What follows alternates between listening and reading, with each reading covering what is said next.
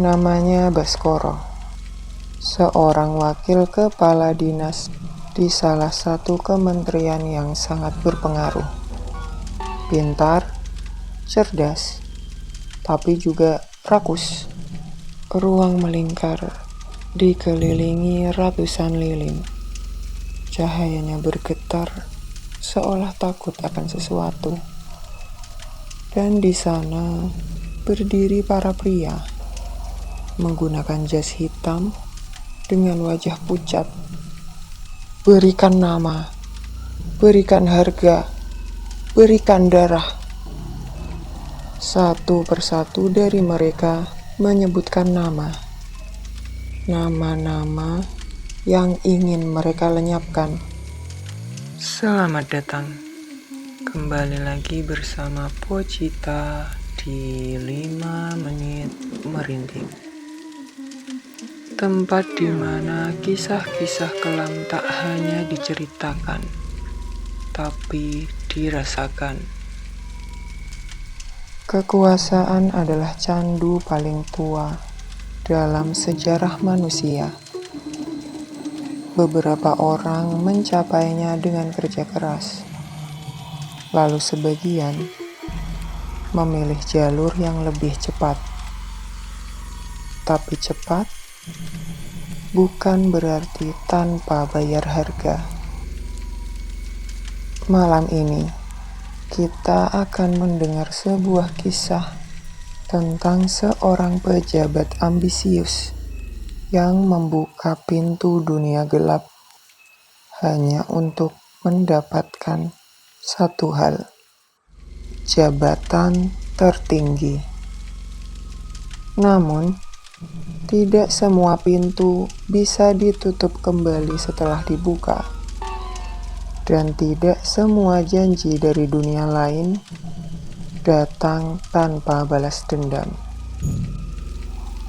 Namanya Baskoro, seorang wakil kepala dinas di salah satu kementerian yang sangat berpengaruh. Pintar, cerdas, tapi juga rakus. Ia lapar akan kekuasaan dan dendamnya pada atasannya yang tertahan selama bertahun-tahun sudah seperti bara yang tak pernah padam. Di tengah pesta mewah malam itu, di aula lantai 7, dengan lampu kristal bergantung megah di atas kepala, Baskoro sedang bersulang dengan para pejabat-pejabat lain. Dengan tertawa palsu, matanya terus mengincar sang dirjen yang tengah berdansa bersama istri muda barunya. Lalu, ada seseorang yang muncul dari bayangan di dekat pilar. Seorang pria tua berjas hitam panjang, rambut perak disisir rapi ke belakang.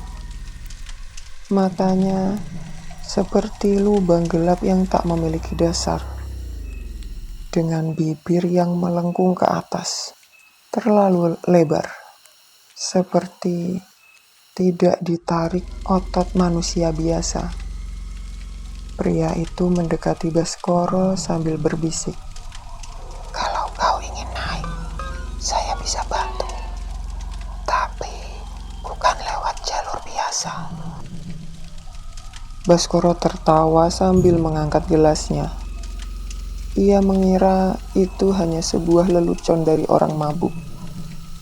Tapi, saat ia menyelipkan tangannya ke dalam saku, ada sesuatu di dalamnya. Sebuah undangan. Kertas hitam, beraroma seperti debu, tanah, dan sesuatu yang busuk. Tak ada nama, tak ada tanggal, hanya tulisan yang menyala samar di atasnya. Dalam huruf seperti diukir menggunakan kuku. Ritual gelap, midnight, gedung tua, blok 9. Baskoro tak tahu undangan itu bukan untuk manusia biasa. Dan begitu ia menyentuhnya, perjanjiannya telah dimulai. Baskoro datang tepat tengah malam. Gedung Blok 9 sudah bertahun-tahun ditutup, tapi malam itu pintunya terbuka sendiri, seolah sedang menanti. Tak ada penjaga, tak ada penerangan, hanya bau lembab, tanah basah, dan besi karat yang menusuk hidung. Di dalamnya, gelap pekat, seolah cahaya pun enggan masuk. Tapi di ujung lorong, ada satu tangga menurun ke bawah tanah. Dengan dinding yang berlumut, udara semakin pengap. Dan di setiap anak tangga, terasa seperti ada sesuatu yang menarik dari bawah. Tanpa sadar, Baskoro telah melangkah melewati batas dunia manusia. Sampai akhirnya ia tiba di ruangan itu. Ruang melingkar, dikelilingi ratusan lilin. Cahayanya bergetar, seolah takut akan sesuatu. Dan di sana berdiri para pria, menggunakan jas hitam dengan wajah pucat. Mata mereka cekung, tapi wajah mereka tak asing bagi Baskoro.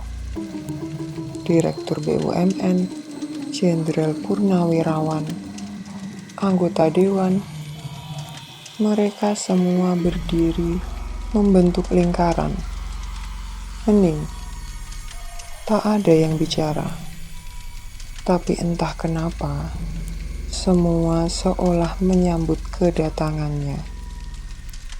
Di tengah ruangan, sebuah altar hitam dari batu kasar.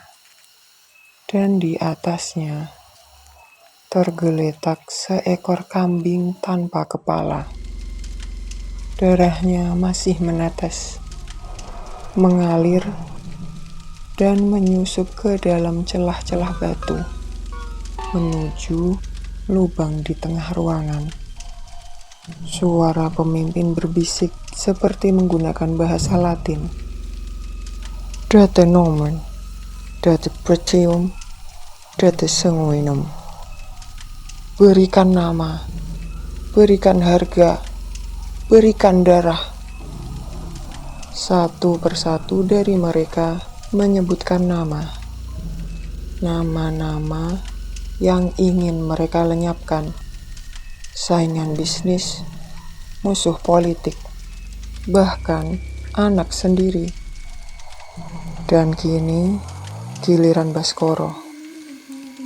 Ia maju dengan tangan bergetar. Pisau itu terasa berat, tapi juga seperti menuntut. Dengan suara tegas, Baskoro menyebut nama atasannya. Rudi Hartawan. Orang yang bertahun-tahun menahannya di bawah. Kini namanya diserahkan pada kegelapan. Tiba-tiba terdengar suara ledakan keras dari lubang hitam di bawah altar. Seolah makhluk-makhluk itu telah menerima darahnya dan akan menagih jiwa yang telah disebut. Tapi yang ia tidak tahu, nama yang diberi hanyalah sebuah permulaan. Karena siapapun yang menyentuh darah itu juga telah menuliskan namanya sendiri di sisi lain perjanjian. Benar saja, 2 hari setelah Baskoro melakukan ritual itu, Rudi Hartawan meninggal dunia. Katanya karena serangan jantung, mendadak, tanpa gejala, dan tanpa riwayat medis.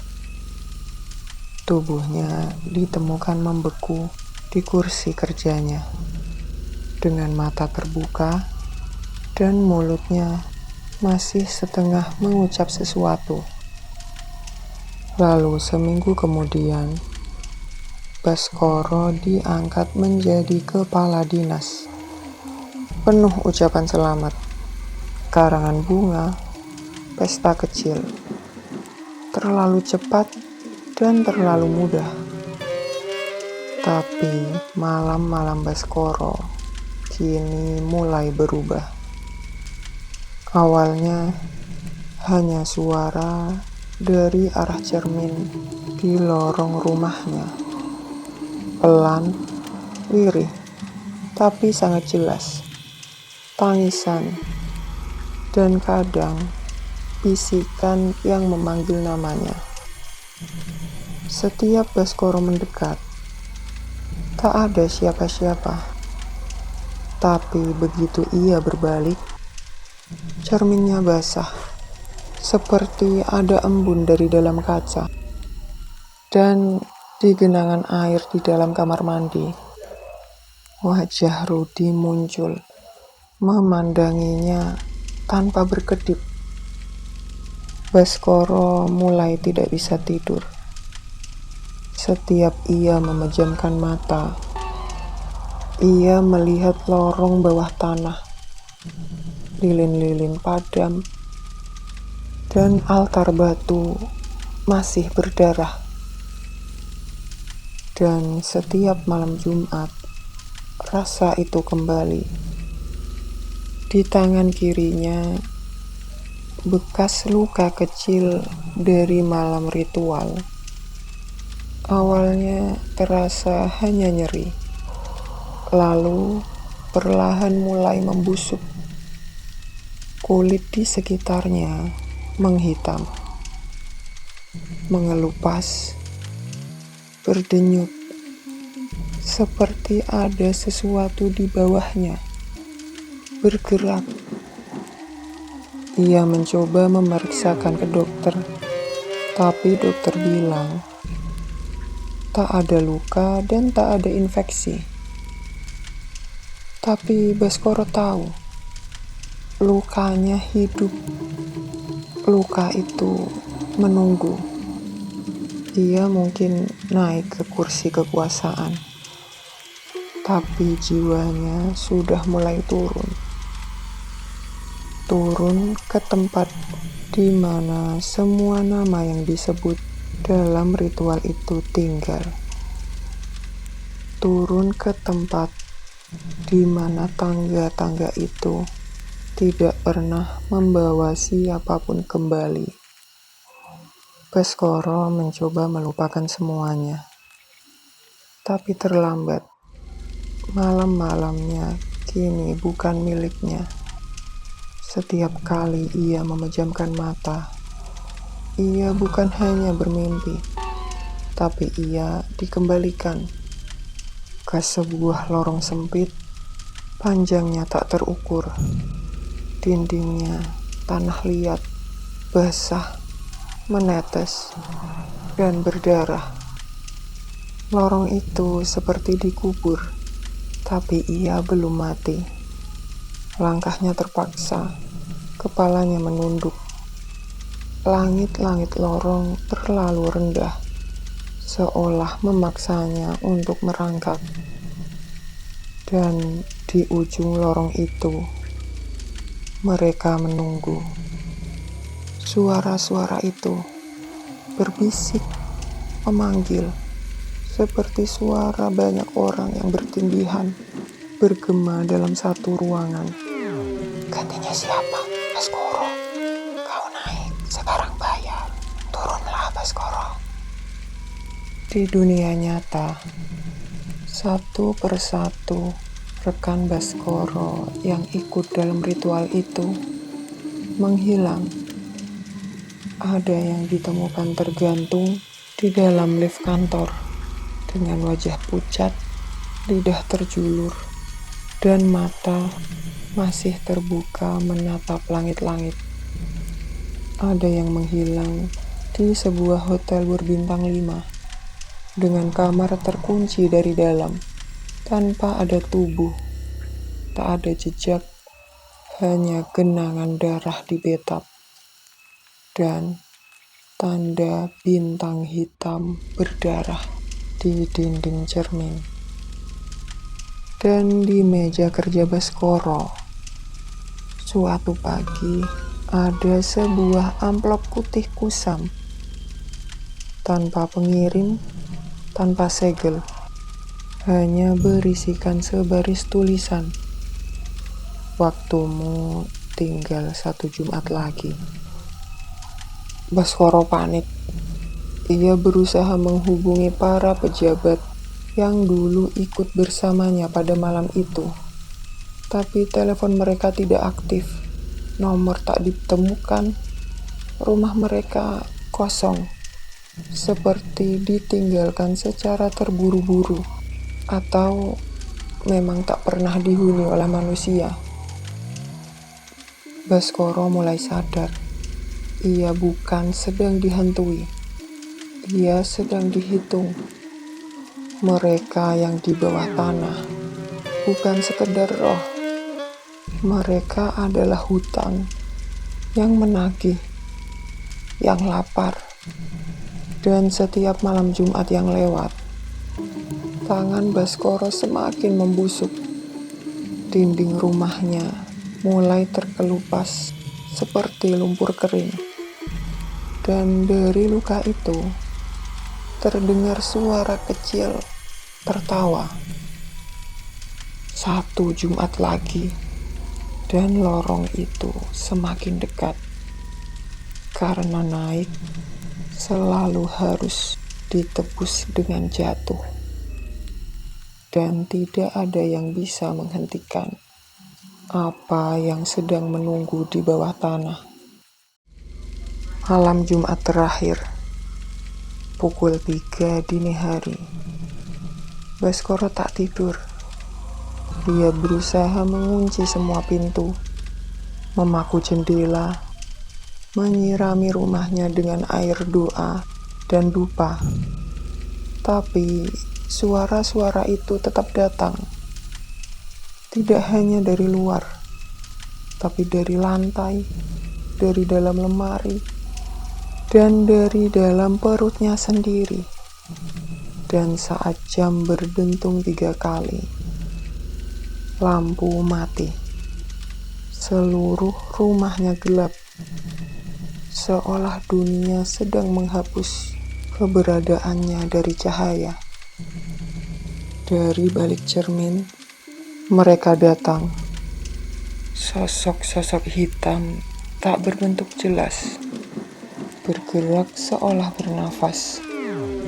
Tapi mata mereka putih terang, menyala tanpa cahaya, dan semua menatapnya.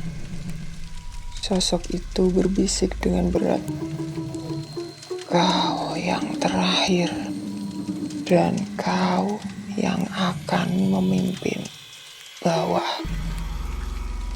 Tapi pagi itu, saat para staf masuk ke ruangannya, Baskoro tidak ada.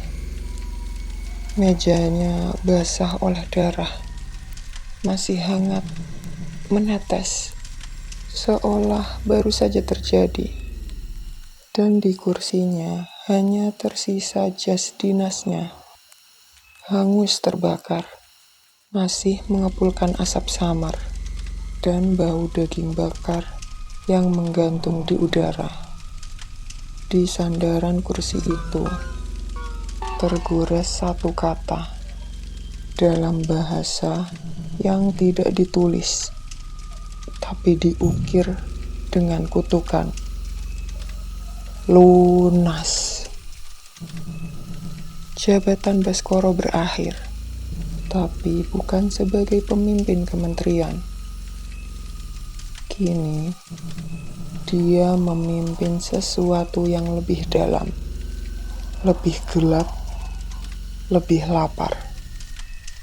dunia bawah.